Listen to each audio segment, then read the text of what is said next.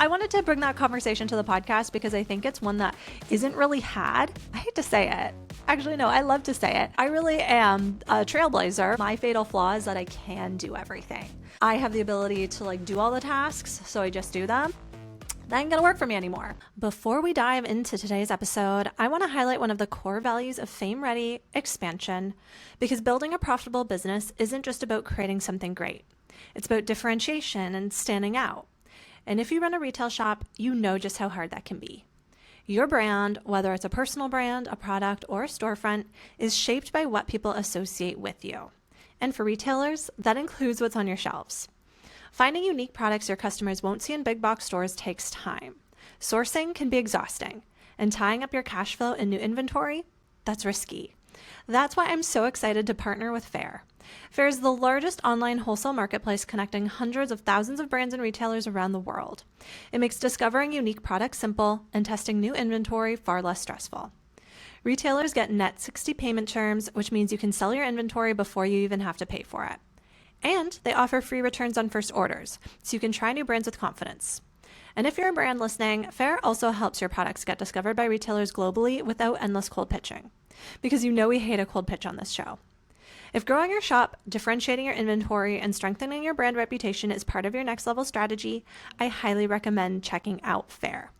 If you're a retailer and you haven't placed an order through Faire before, you can find the link in the show notes and use code Katrina10 for 10% off your first order. Now let's get into today's episode.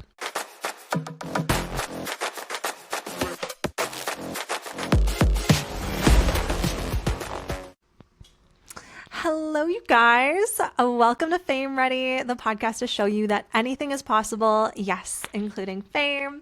I'm your host, Katrina Owens, and coming live to you. I guess not live for you, but live for me from Destin, Florida, where I am speaking at the Power Table Live this week. So yes, we're recording from the hotel room, which is always fun. Oh, it was such a long travel day to get here. Yesterday, I literally woke up at 4 a.m. Pacific time, and I got into my hotel here in Florida at around 7 o'clock Central Time. So I think that's like a 14-hour travel day.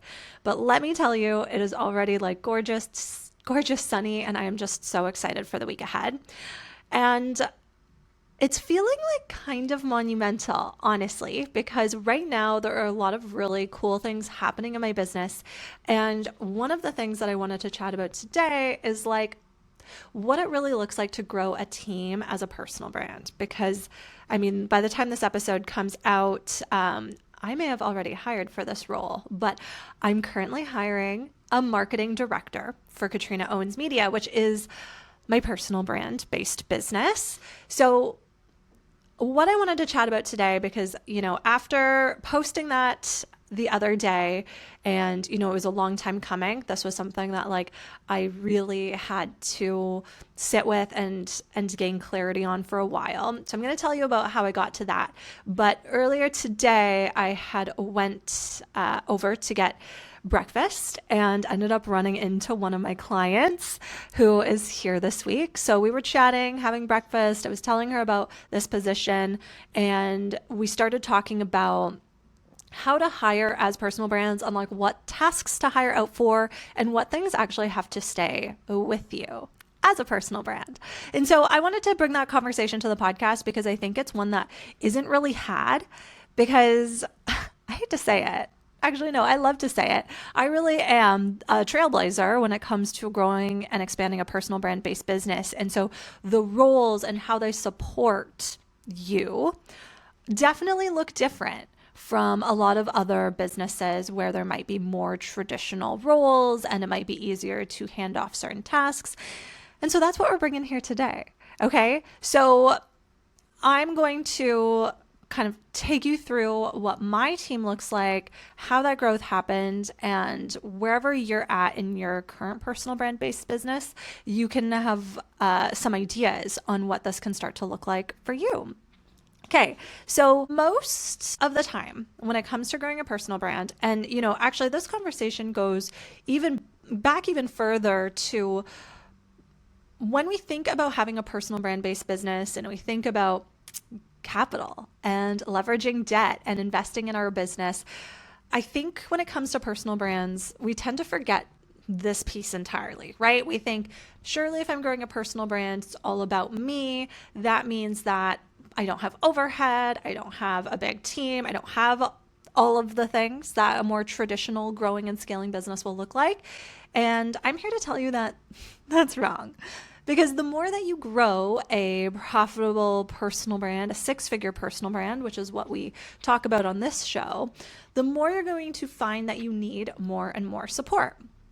And that's really where I got to recently, because I think for me, I am someone who loves control, and I love to do things myself, and I love to obviously be the creative director of a personal brand, which is so important, and I think that's why I'm really good at it.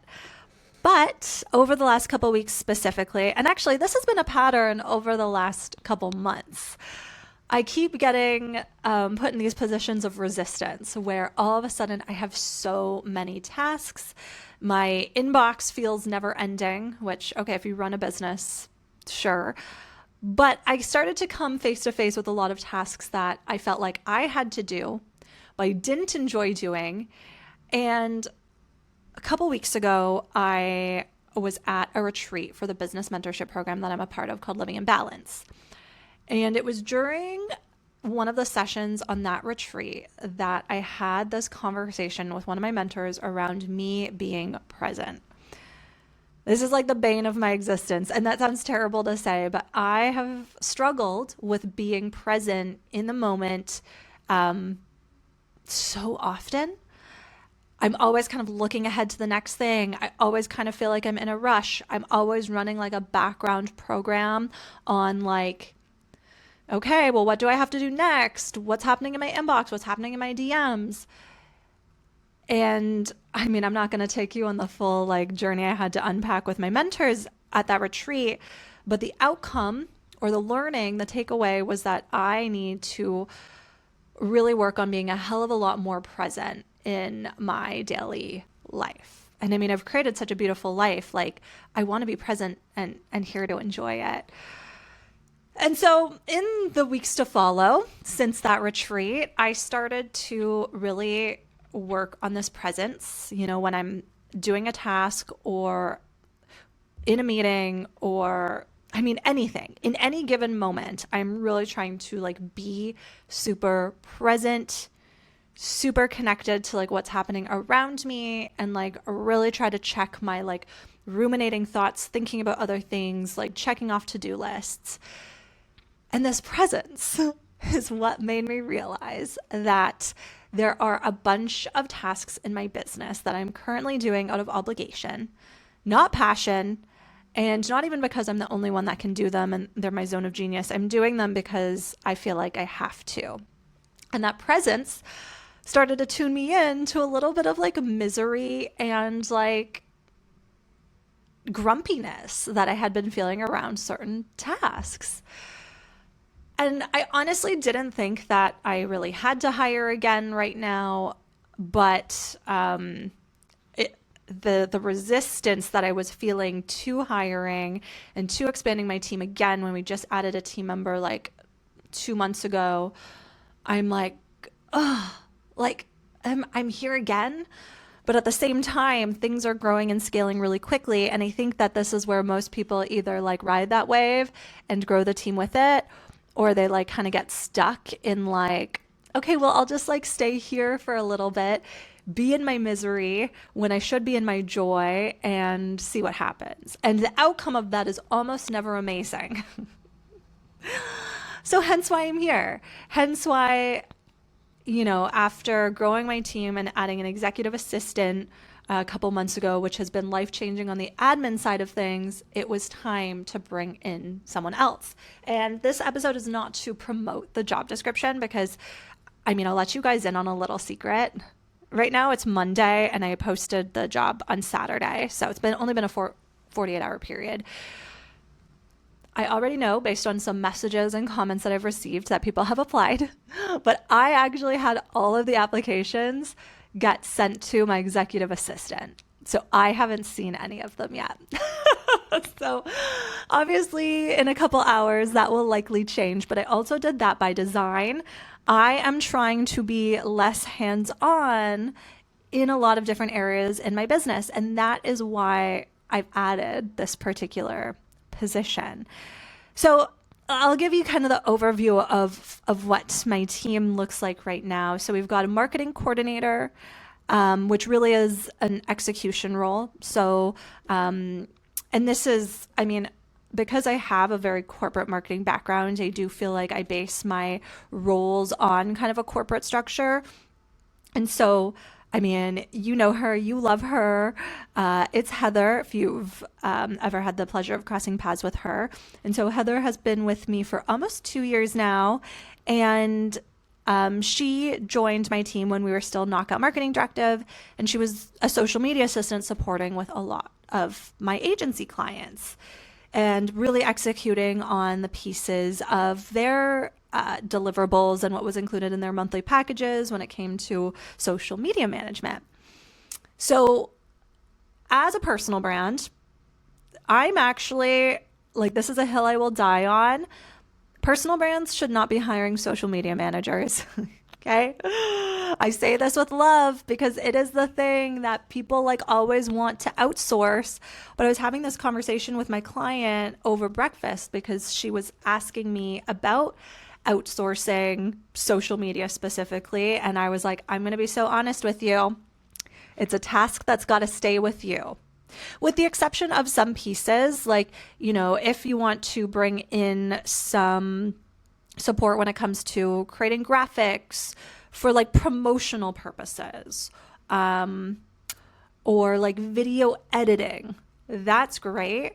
But as a personal brand, like if you really want to be seen, like as a thought leader, you want to grow an engaged audience, community, all of those things, then that role generally has to stay with you. And that's simply because all of the magic, the intel that makes you a strong personal brand is in your brain. So there's no one else on this planet that's going to be able to connect dots like you, speak like you, all of those things. Obviously, there are some like exceptions to this, and we can use AI to support in some ways, but definitely not fully. And so if you're someone who hates doing social media, but you want to grow up a six-figure personal brand and you want this to be the core of your business, unfortunately, it's not a task you will ever be able to outsource entirely. So you've got to find your own way of like loving it. So that's actually one of the reasons why I started to grow really unhappy in running my agency, because I really started to feel like social media and obviously PR are better done in-house by an in-house team, by the business owner themselves. And so that's obviously my pattern, is just being able to look at everybody else and be like, God, if you actually want to grow a personal brand, you've got to be willing to step up and do the work. Now, you don't have to do all the work, but you've got to do some of it. So in my existing team, we've got a marketing coordinator. So like very, very executional, editing podcasts, supporting on different pieces for the event, mood boards, pitching, sourcing, swag bag opportunities to pitch.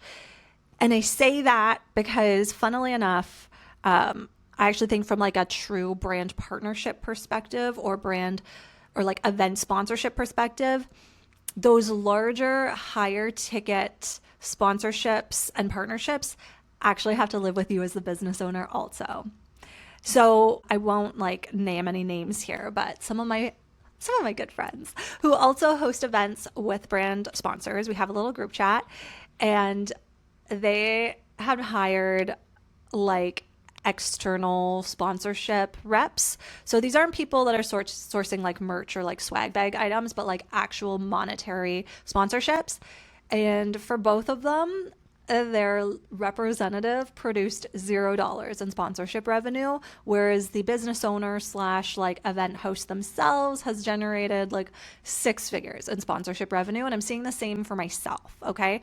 My event sponsors and big brand partners are people who have met and connected with me, the business owner. I think it's okay to have someone like kind of helping point you towards opportunities. I mean, this is what I do for a lot of my clients. Like, how do you put yourself in the rooms where your potential brand partners are?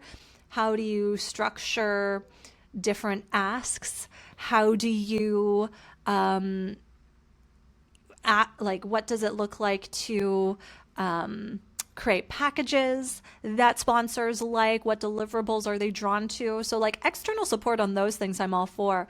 But when it comes to actually building the relationship to like secure those funds, it's got to stay with the business owner. And so that's why from like a marketing director perspective, I mean, even in the marketing director I hope to bring on for my own team, hope to bring on? Ew, okay, like let's be a little bit more confident there. The marketing director that I will bring on for my own team, they're not necessarily like out there hitting the pavement, like cold pitching brand partners. Sure, swag bags, donated items, donated services in exchange for things, sure. But my thought is that this person is actually more like, hey, Katrina, here are some events where you can get into a room with like high level business owners who are probably looking for sponsorship opportunities. The big brands that I currently have on board with, my personal brand. So obviously Adobe Acrobat is one of them.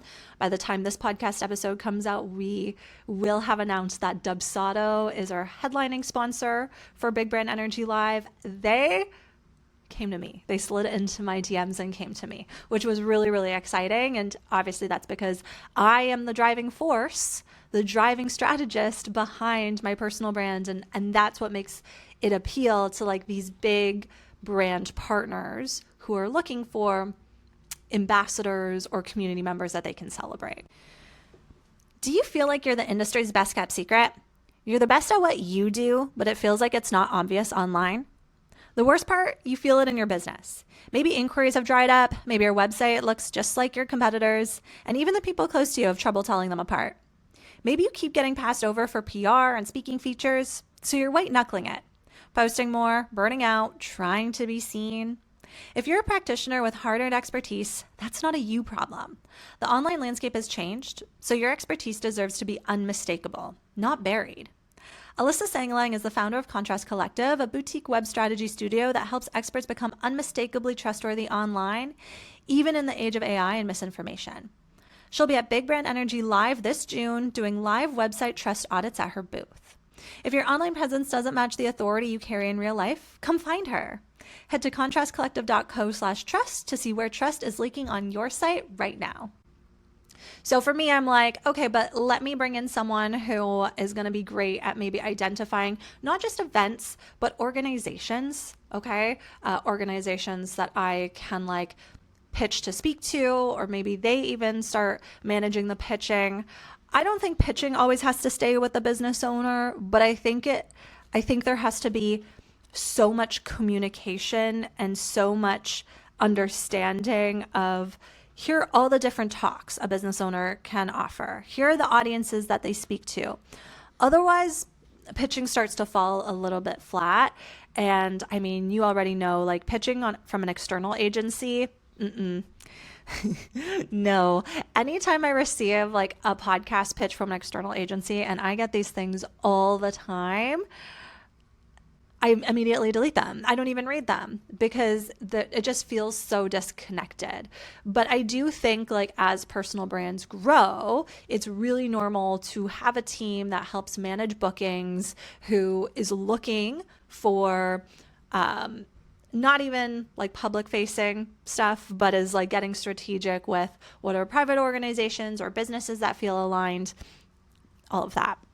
So that's what I'm kind of thinking on that front. From a social media management perspective, podcast editing, like those are very execution oriented tasks, but there are other layers that come into place. So for me, okay, let me go back to kind of like the bare bones here. So told you about the marketing coordinator, told you a little bit about the position we're hiring for the marketing director. So we also right now have an executive assistant, or I should say I have an executive assistant because she serves me. So she is responsible for inbox management, She does all of my scheduling. She'll put together contracts, payment links, that sort of thing, follow up on invoice payments. She really is like the person that makes sure I don't have to stay buried in admin. Okay. So there's no like marketing elements to her role. It really is like, here are all the pieces that you need to be able to run your business effectively. And that's been a position that we've had for a couple months. And it's just been like amazing. Chef's kiss. Has made my life a lot easier. So one of the reasons why I realized that I needed another like kind of senior level team member is because between the two positions, having a marketing coordinator and an executive assistant, there are so many tasks that come back to me. Because at the end of the day, we can like, send out different tasks for people to do, assign different projects and all of that. But where I get bogged down is when all of those tasks come back to me and I have to review things. I have to, set the next part of a plan in motion. And it starts to like, I become the backlog in my own business. And we don't want that, right? We never want to be like in a personal brand for like the personal brand, or like we could call them the talent, to also be like the backlog and why things aren't moving. I think that happens frequently, but it needs to be addressed, because if I don't have someone moving strategies along and moving deliverables along, if that all rests with me, things move a lot slower. And I had a situation the other week where I was like, all of a sudden was speaking to a potential collaborator. We had an idea for like a webinar we wanted to host together, a masterclass, webinar. I really know how to sell it. And I was excited about that idea. But as soon as I went to pull all the deliverables together, I was immediately overwhelmed, because I had this call with this collaborator, not expecting that we were going to have this thing that we needed to act on like immediately after the fact. But it's something that aligned with some other things in my business from a scheduling perspective. And I was like, oh, we got to run with this. So what ended up happening is from this conversation, I was like, okay, we're all in on this collaboration, but I need to put together a landing page, an email sequence, a social media graphic. I need to share it in a couple groups. The to-do list got so long. And when I tell you this conversation wrapped at like 4 o'clock on like a Wednesday, when I thought my workday was ending and I thought I was at inbox zero, and now I had this new project to do, I was immediately in a bad mood. Okay. So I went from like having a pretty good day to like now feeling the weight of this project, this new project that I didn't have capacity to do, that needed to be done quickly. And I was just like, this has got to stop. So why I was like, okay, so we need to bring in a more like senior level role, like a marketing director role to manage that, is because think about all the small deliverable tasks that are in there. I mean, even for me, it's like, okay, I want to have a masterclass. There are some pieces that are just kind of common sense for me that I know need to be put together. But sometimes we don't know. It's like, okay, well, like how many emails should be in the sequence? What should each of the emails say? Like that is just not a task that I really need to be doing anymore. There was so much juice in that particular transcript from the meeting with the collaborator that with a little bit of direction from me, a marketing director level person can take that transcript, understand what needs to be put in place for a successful masterclass, and then also fill in some of my gaps, right? Because like internet marketing is, there's formulas to it. So if someone else can just kind of see like these are all the tasks that need to be done, quickly whip up even something that's like a base written template that I can then like expand on, then that makes life so much easier. And one of the reasons why I had a block around this initially was because I was like, if I want this person to do a lot of writing, should I just hire a copywriter? because I know a lot of talented copywriters. But my problem is I need someone who is nimble, who can give me like 24-hour turnaround on some things.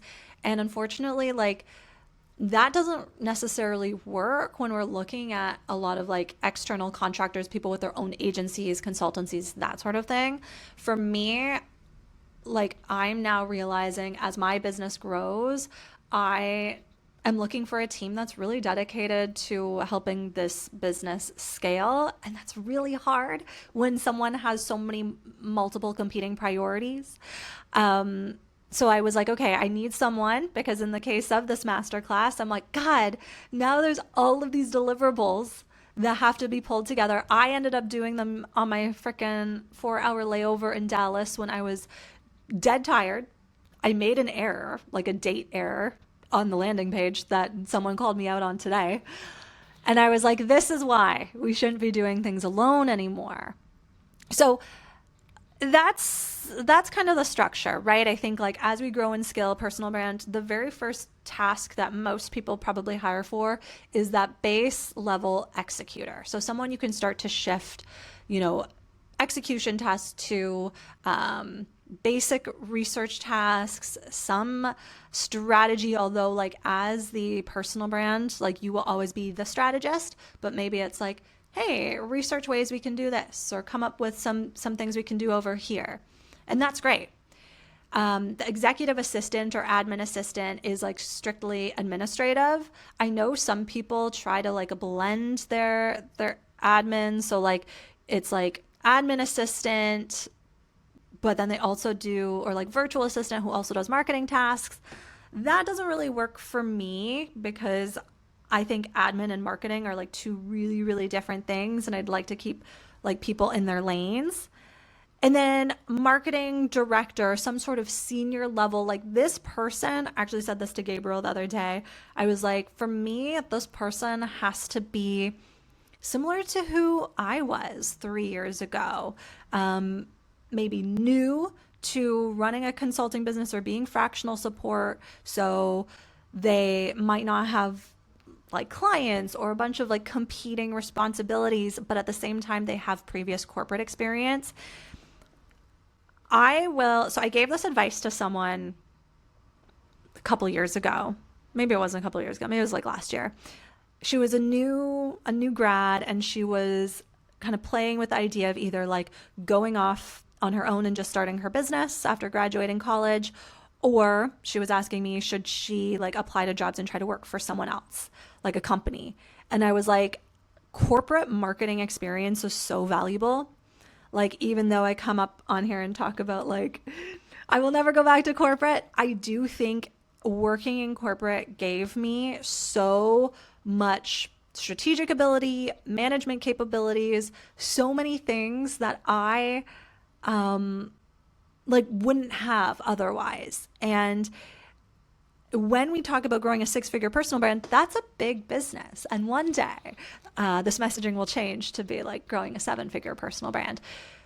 But there are so many people that support behind the scenes in personal brand-based businesses that just aren't talked about. So some of the other roles that I have inside my business, these are all contractors. So I have a bookkeeper. So she does all of my books. I do not touch any of that, which is really, really fun for me because I get to stay in my zone of genius. So she manages everything. She's been with me since I literally started my business. A bookkeeper was the very first thing I invested in. So bookkeeper manages all of the finance end. So that's great. Obviously, there's an accountant in there too for like taxes or like more complicated questions. I have an SEO person. So we're actually just onboarding a new SEO team.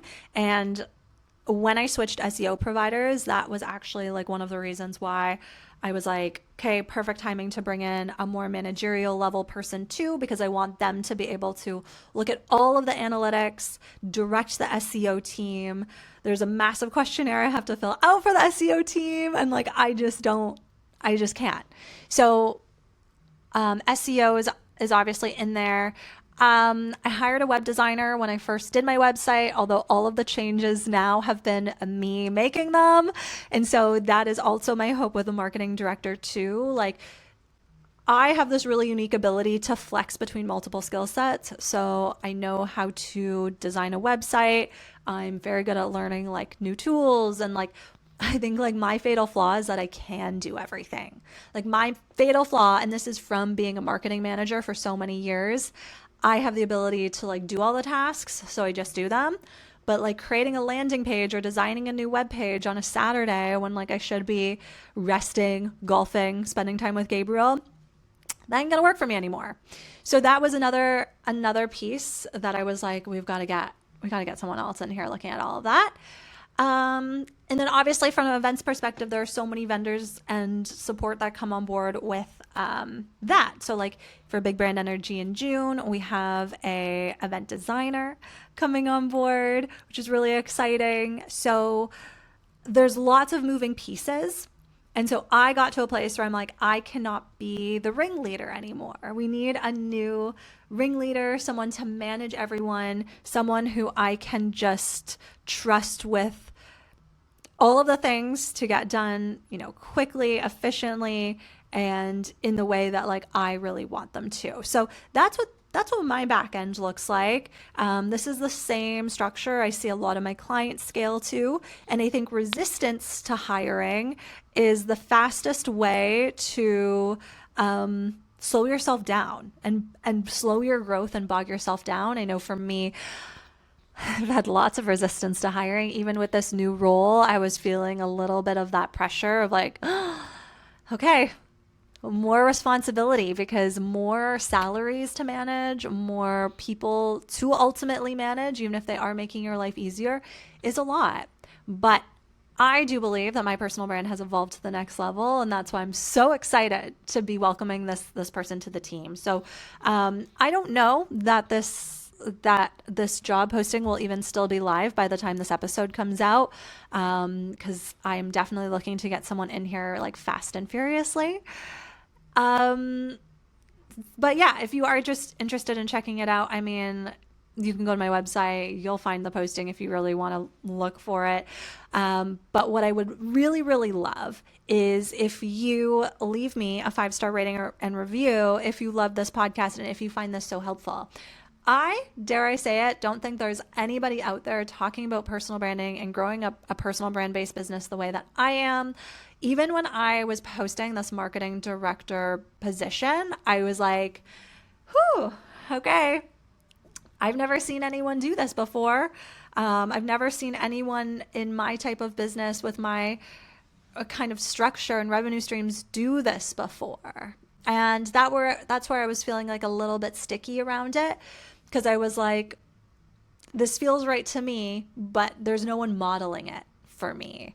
And that's when I realized that, well, this is why I'm doing it my way, because I know that this is the support that I need. And I'm just really excited to see how it all pans out. So, you guys will get the update when that time comes. Okay, you guys, well, that's it for me. I will let you know how this all goes, but please let me know if you love this episode. Please follow me at Katrina Owens PR on Instagram, at Get Fame Ready is the podcast on Instagram, and I'll see you all next week. Okay? Toodles.